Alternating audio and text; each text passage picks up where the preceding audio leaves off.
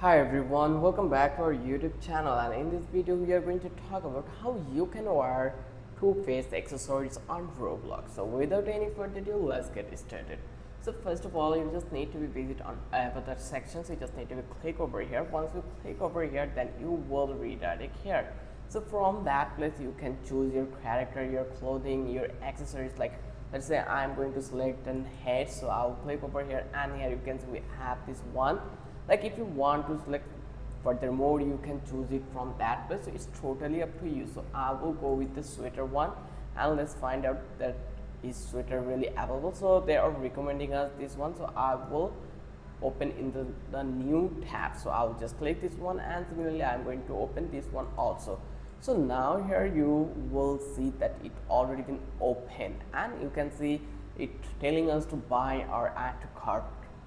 So here actually you can understand it is not free, but we are going to use the free one. So I will click over here to the face, and from that place you can see we have this one. So you just need to click into the open in a new tab, and then you just need to be copy. Like it is not premium, it is completely free. So you just need to copy that ID. Once you copy that one, you just need to come over that place again.